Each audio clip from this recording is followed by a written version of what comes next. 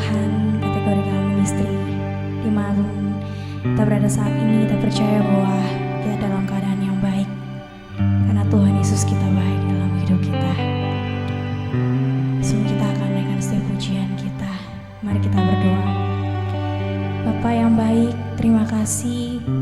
Sungguh indah yang Kau lakukan dalam sepanjang kehidupan kami, Tuhan. Terima kasih Tuhan. Kami tidak bisa membalas setiap kebaikan Tuhan yang Kau berikan dalam kehidupan kami. Biar terus dalam kehidupan kami membawa terus mempersembahkan yang terbaik kepada Tuhan. Kami akan memulai Tuhan setiap pujian kami, kiranya berkenan di hati-Mu, jadi doa yang berbau harum menyenangkan hati Tuhan. Terima kasih Tuhan, hanya dalam nama Tuhan Yesus. Haleluya. Amin. Sungguh indah yang Kau lakukan dalam sepanjang kehidupan kami Tuhan. Sungguh besar pengorbanan-Mu dalam hidup kami.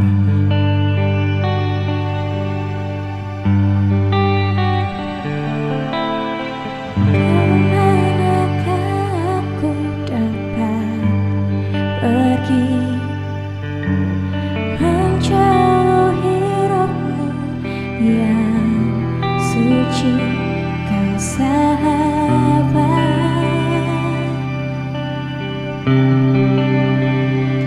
Dan Kau dekat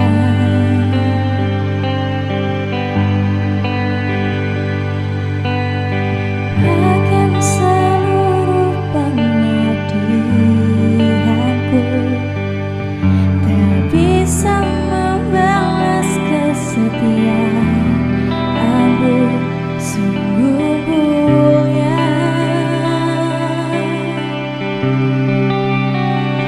dan berharga. Sungguh besar pengorbanan-Mu bagiku.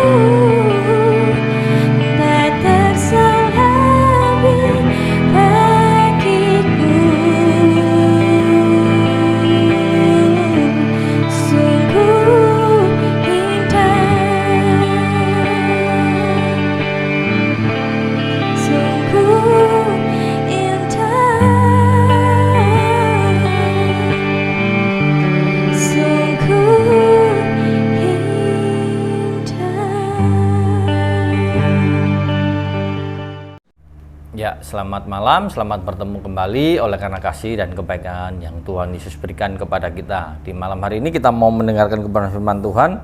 Pembacaan kita di dalam Habakuk pasal yang ke-3 ayat yang ke-1 sampai ayat ke-19. Nah, di sini kita mau belajar satu kebenaran firman Tuhan. Sebelumnya kita mau berdoa terlebih dahulu. Bapa kami dalam surga, di dalam nama Tuhan Yesus kami mengucap syukur buat segala kebaikan dan pertolongan Tuhan. Tuhan telah menyertai dan memberkati kami sepanjang hari ini. Dan sebentar kami mau mendengarkan kebenaran firman-Mu. Tuhan berkati hamba-Mu, Tuhan berkati anak-anak-Mu yang mendengarkan. Kami serahkan semuanya ke dalam tangan Tuhan, di dalam nama Tuhan Yesus, haleluya, amin. Di dalam Habakuk pasal yang ketiga, ayat yang ke-1 sampai yang ke-19. Namun saya akan membacakan di dalam ayat yang ke-18 sampai ke yang ke-19. Demikian, namun aku akan bersorak-sorak di dalam Tuhan, beria-ria di dalam Allah yang menyelamatkan aku. Allah Tuhanku itu kekuatanku, Ia membuat kakiku seperti kaki rusa, Ia membiarkan aku berjejak di bukit-bukitku. Ya, di dalam pasal yang ketiga ini kita bisa memperhatikan bahwa Habakuk ini sedang berdoa. Nabi Habakuk berdoa kepada Tuhan. Karena apa? Kalau kita lihat di dalam pasal 2 itu adanya situasi kondisi yang tidak mengenakan yang dihadapi, yang dilihat oleh Nabi Habakuk. Jadi kalau kita di sini kita bisa melihat bahwa di dalam pasal yang ketiga Habakuk berdoa dengan nada ratapan. Dan ratapan itu bisa kita baca di dalam ayat yang pertama sampai ayat yang ke-19. Di sini kita bisa melihat bahwa apa yang disampaikan oleh Habakuk adalah dia berdoa kepada Tuhan supaya dia itu bisa membela bangsanya, memberikan jawaban, memberikan ketenangan. Tetapi di sini kita bisa melihat bahwa ketika Habakuk melihat situasi kondisi itu, dia tidak bisa memahami apa yang menjadi maksud rencana Tuhan di dalam kehidupannya. Karena itu kalau kita memperhatikan bahwa seolah-olah Tuhan itu tutup mata apa yang sudah terjadi dan bagaimana orang-orang fasik dibiarkan. Bagaimana bangsa-bangsa yang lainnya, bangsa-bangsa yang tidak mengenal Tuhan itu dibiarkan untuk mengganggu orang-orang yang percaya. Sehingga kalau kita lihat bahwa apa yang dialami oleh bangsa Israel, bangsa Yuda, di mana dia memperoleh tekanan yang luar biasa.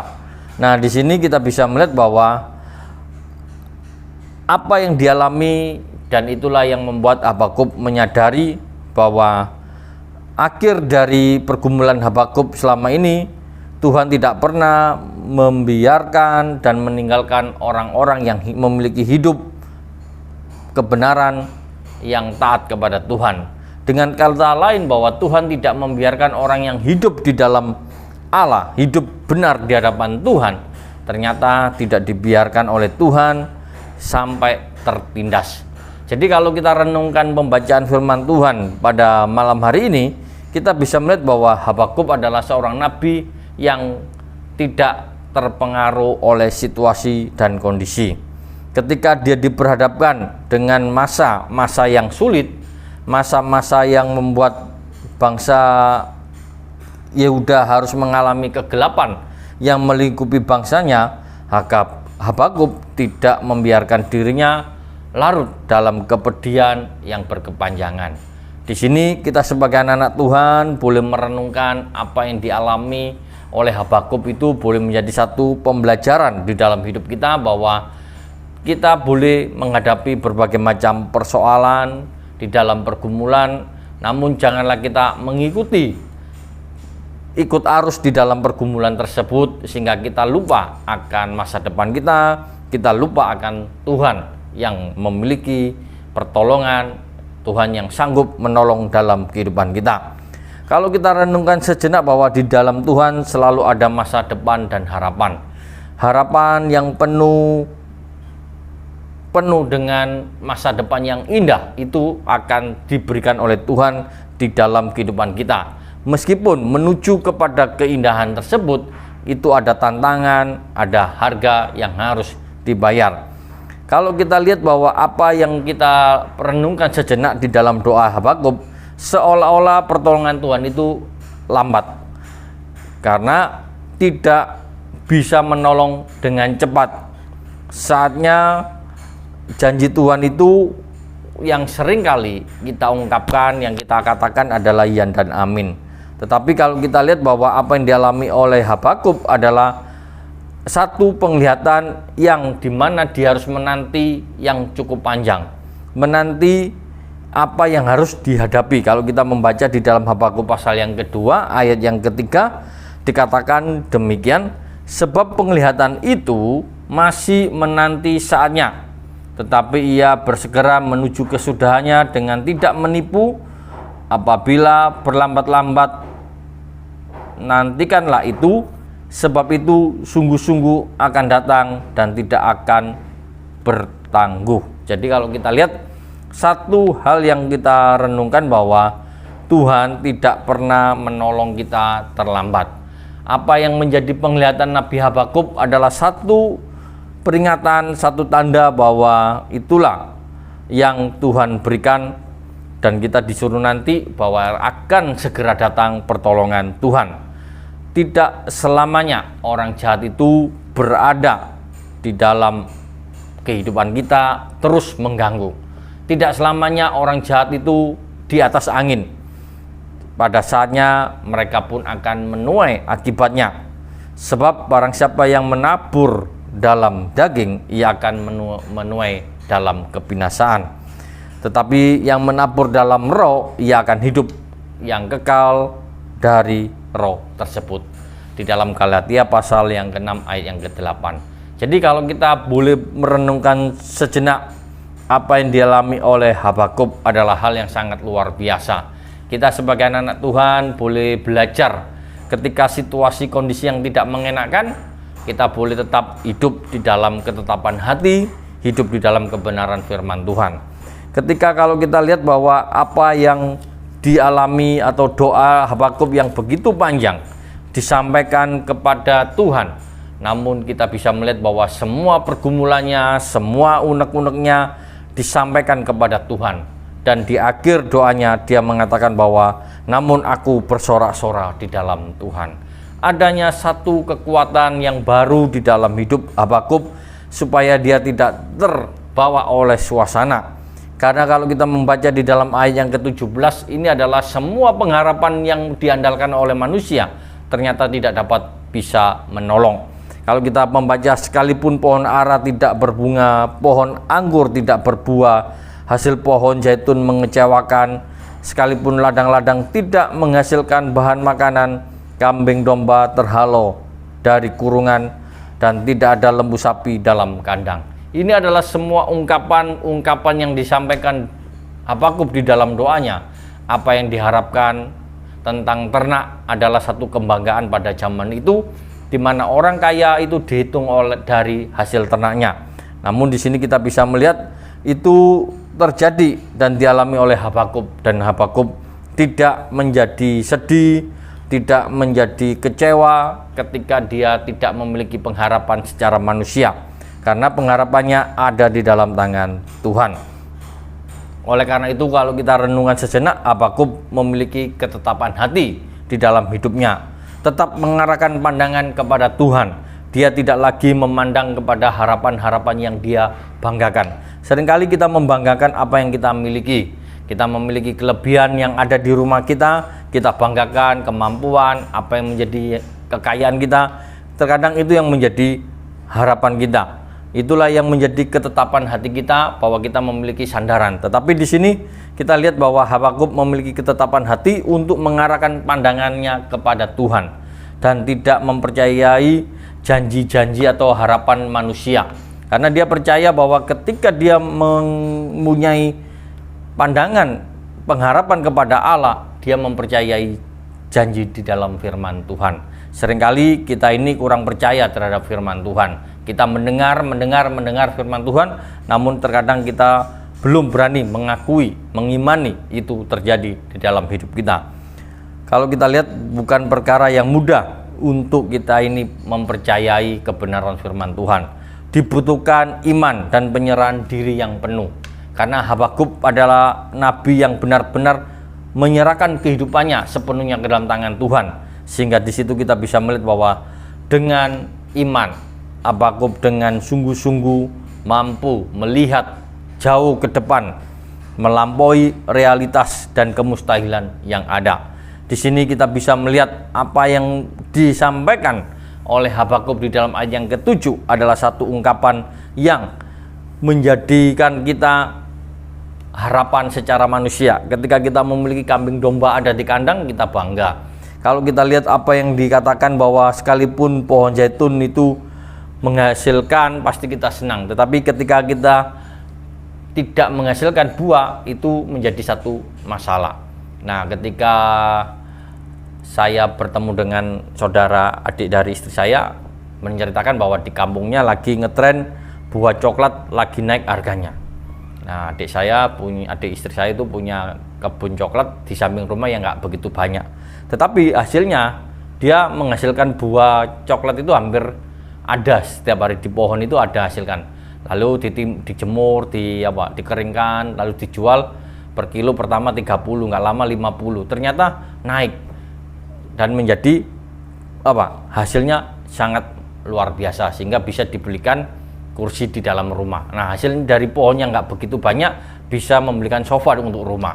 Nah, ketika pohon zaitun ini tidak menghasilkan, pasti tidak ada harapan, tidak ada hasil yang diperoleh. Dan itu pernah dialami ketika di kampungnya istri saya itu, adik bercerita bahwa dulu buah coklat itu tidak ada harganya, pohon coklat itu ditebangi semua karena punyanya saudaranya sepupunya itu punya pohon coklat banyak tapi nggak pernah karena harganya turun maka ditebang semua. Tetapi ketika saat ini lagi naik harganya, sekarang orang berlomba-lomba menanam coklat kembali. Nah, di sini kita bisa melihat bahwa apa yang dikatakan pohon-pohon yang menghasilkan itu adalah menjadi sesuatu yang kita banggakan. Tetapi kalau itu tidak bisa menghasilkan tapi tidak ada harganya, ya kita juga kecewa. Dan ini dialami oleh Habakuk. Jadi kalau kita lihat bahwa apa yang didoakan oleh Habakuk, pergumulannya, ungkapan doanya, di sini kita bisa melihat bahwa Habakuk tetap memiliki satu kekuatan iman di mana dia tidak terpengaruh oleh situasi dan kondisi yang ada. Sehingga kita bisa melihat bahwa Habakuk memiliki tanda kedewasaan. Sekalipun situasi tidak mendukung, situasi tidak menopang dalam kehidupannya, Habakuk tetap bisa bersukacita dan mengucap syukur. Kita sebagai anak-anak Tuhan pada hari ini, kita sudah melewati 10 bulan di tahun 2024. Masa yang begitu panjang yang dimana kita menghadapi berbagai macam krisis dalam kehidupan kita setiap orang, maka kita bisa melewati dengan suka dan duka cita yang kita lewati. Tapi kalau kita renungkan sejenak, semuanya mengalami, tetapi respon kita bagaimana kita menghadapi. Nah, ketika Habakuk menghadapi situasi yang tidak baik, dia memiliki respon, yaitu dia tetap bisa bersukacita dan bisa mengucap syukur. Biarlah kita sebagai anak-anak Tuhan juga mampu mengucap syukur dan bersukacita di dalam kehidupan kita, di saat-saat kita mengalami berbagai macam persoalan yang mungkin mirip dengan apa yang dialami oleh Habakuk. Kita pada malam hari ini diingatkan untuk tidak terpengaruh, namun kita bisa mengambil sikap untuk bersukacita dan mengucap syukur. Iman yang sejati tidak terpengaruh oleh situasi dan kondisi, dan itulah yang menjadi satu kekuatan di dalam hidup kita ketika kita memiliki iman di dalam Kristus Tuhan. Karena itu kita sebagai anak-anak Tuhan, baiklah kita memiliki pandangan yang tertuju kepada Tuhan Yesus Kristus. Karena Tuhan Yesus Kristus sudah mati terlebih dahulu, sudah memberikan anugerahnya yang besar, yang begitu melimpah di dalam kehidupan kita. Biarlah kematian Tuhan Yesus yang memberikan anugerah itu melimpah dalam kehidupan kita. Jangan sampai kita mengatakan kasih karunia Tuhan itu masih kurang. Janganlah kita mengatakan bahwa saya masih kurang Tuhan, saya membutuhkan kasih karunia-Mu, padahal kasih karunia Tuhan begitu besar dan begitu melimpah atas hidup kita yang tidak pernah berhenti. Kalau kita mendengarkan satu kebenaran firman Tuhan pada malam hari ini, kita patut bersyukur di mana Habakuk adalah seorang nabi yang mampu menguasai dirinya dan tidak terpengaruh oleh situasi dan kondisi. Demikian juga setiap kita anak-anak Tuhan untuk bisa memiliki sikap tidak terpengaruh oleh situasi dan kondisi yang ada di sekeliling kita. Janganlah kita ikut-ikutan, janganlah kita itu coba-coba, tetapi kita mau memiliki satu prinsip iman yang sejati, yang terpaut kepada Tuhan Yesus Kristus, yang tidak terpengaruh oleh situasi dan kondisi. Apa yang kita lihat yang tidak menyenangkan, bukan berarti kita harus ikut larut, tetapi kita bisa memiliki sikap iman yang sejati. Itulah yang membangkitkan kita bisa bersyukur dan bersukacita di dalam kehidupan kita. Biarlah kebenaran firman Tuhan pada malam hari ini menjadikan kita sebagai anak-anak Tuhan tidak terpengaruh, dan kita boleh tetap kuat di dalam Tuhan, dan iman kita tidak akan goyah. Amin firman Tuhan. Mari kita berdoa. Bapa kami di dalam surga, di dalam nama Tuhan Yesus, kami mengucap syukur buat segala kebaikan dan pertolongan yang Tuhan berikan kepada kami. Tuhan memberkati setiap kami anak-anak-Mu yang sudah mendengarkan. Tuhan memberkati setiap kami yang saat ini mengalami berbagai macam persoalan dan pergumulan. Mampukan kami menghadapi, mampukan kami untuk menerima setiap situasi dan kondisi, supaya kami bisa menyelesaikan bersama dengan anugerah kasih setia Tuhan yang Tuhan berikan dalam kehidupan kami. Biarlah kami mampu bersukacita dan bersyukur di dalam kehidupan kami ketika kami diperhadapkan dengan situasi dan kondisi yang sulit. Terima kasih Tuhan, terpujilah nama-Mu. Di dalam nama Tuhan Yesus kami berdoa dan mengucap syukur. Haleluya. Amin.